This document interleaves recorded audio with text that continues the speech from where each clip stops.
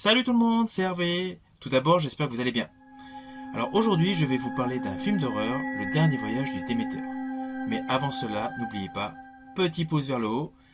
Et si ce n'est toujours pas fait, pensez à vous abonner. Le Déméter, affrété de Roumanie vers Londres. Avant d'aller plus loin avec cette vidéo, je tiens à vous préciser que malheureusement, le film m'a déçu. Avec cette vidéo, vous allez comprendre le pourquoi de mon opinion. Vous avez vu la taille de ce monstre? Je vais tuer cette créature maudite. Il est à bord. Aucun de nous n'en réchappera. Le diable existe. Que Dieu ait pitié de nous.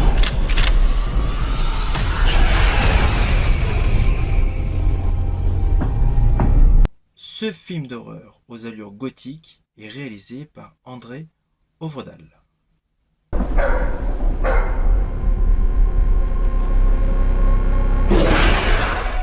André Øvredal a une petite filmographie plus horrifique. Il a notamment réalisé The Troll Hunter et Scary Stories. Ces deux petits films n'ont pas forcément mon adhésion. Mais bon, passons. Le thème du Dernier Voyage du Déméter m'intéressait. Alors le thème de base de son nouveau film est un passage du roman de Bram Stoker, Dracula. Au moment où Dracula donc vient en Angleterre, par bateau. Le concept est bon. Le point de départ de sa mise en scène avec la fin du récit pour débuter le film, ça se faisait avant, c'est intéressant.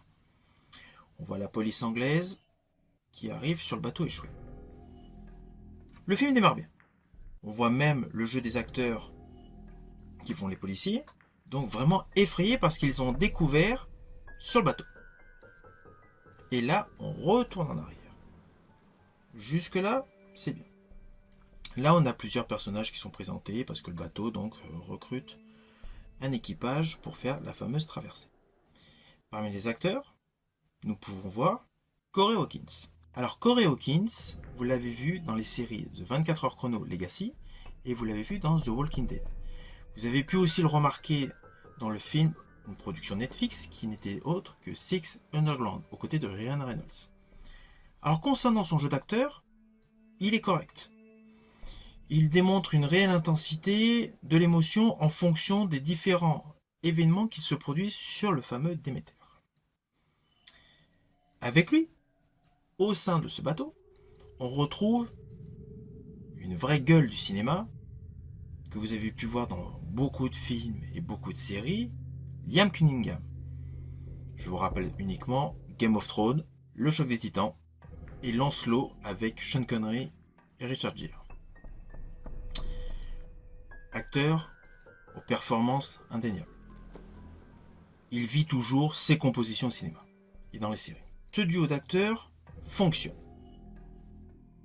L'aspect sombre et mystérieux du film est convenable. Les autres personnages qu'on découvre au fur et à mesure sont plus ou moins convaincants. Et voilà, au bout de quelques minutes, on va dire une vingtaine de minutes, le film commence à démontrer un souci. Et un souci de taille.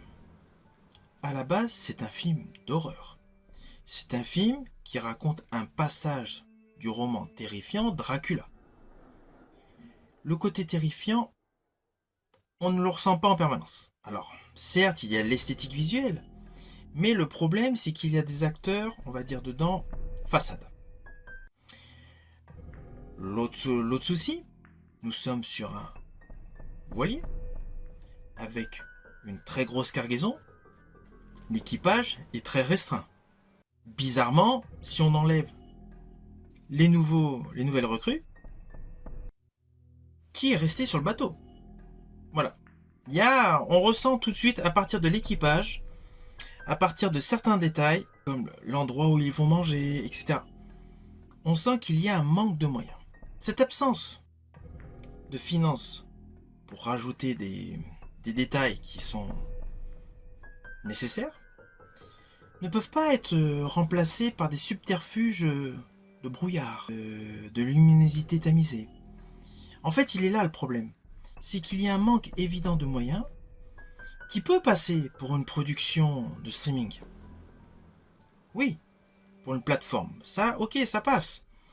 Mais pour un grand film Universal projeté dans les salles de cinéma, c'est limite. C'est limite. C'est vraiment le bémol. On ressent vraiment qu'il y a un gros problème de budget. Lorsque l'on pense à la première scène du film. La première scène du film où les policiers, notamment un, est effrayé de ce qu'il a vu sur le bateau. Franchement, une fois que vous avez vu le film, on ne comprend pas pourquoi il était aussi effrayé. Je ne vais pas vous spoiler, je ne vous dis pas du tout ce qui se passe sur le bateau. Mais connaissant le roman Dracula, vous savez que Dracula, forcément, il arrive en Angleterre. Mais le côté effrayé, le policier anglais, il n'osait même plus avancer, il voulait plus remonter dans le bateau, de ce qu'il avait vu dans le bateau. Bon, au final, on se demande, mais qu'est-ce qu'il a vu? Parce que quand on a vu le film en totalité, qu'est-ce qui est resté sur le bateau qui pouvait lui faire peur? Voilà. En fait, il est là le problème. C'est qu'on a l'impression qu'il y avait peut-être un budget, des idées qui étaient proposées au moment où ils ont tourné la scène finale avec le policier. Parce qu'un film n'est pas forcément tourné dans le bon ordre que vous pouvez voir. Et puis il y a peut-être des séquences qui étaient prévues et au final n'ont pas été rajoutées. C'est vraiment l'impression que ça donne. Alors le personnage féminin, c'est pareil. On peut se poser beaucoup de questions dessus. Voilà. En fait, voilà. Le problème, c'est que l'idée de base, le concept de base, de prendre un passage du roman de Dracula, le développer en film, c'était une bonne idée.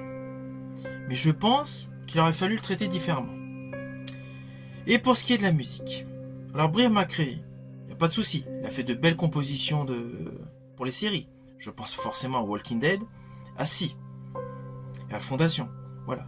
C'est un faiseur de BO pour les séries. Marco Beltrami aurait été un choix beaucoup plus judicieux pour composer la BO de ce film. Il a tellement fait de bons sons pour amener le spectateur à avoir des frissons. Je pense à ses différents scores pour Scream, toute la saga des Scream, pour 666, pour Underworld 2, pour Sans un bruit, World War Z. Légion sont les films d'horreur auxquels il a fait une BO. Marco Beltrami aurait assuré une vraie frayeur lorsque les acteurs marchent sur le pont du bateau. Voilà, c'était mon opinion concernant le dernier voyage de Déméter. Je ne suis pas un fervent admirateur de films d'horreur. Le thème était intéressant, mais le résultat reste selon moi une déception.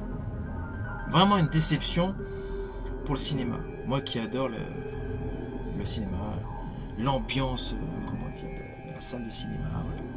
Ça, c'est un film qui est adapté pour une plateforme de streaming. Je vous dis à bientôt!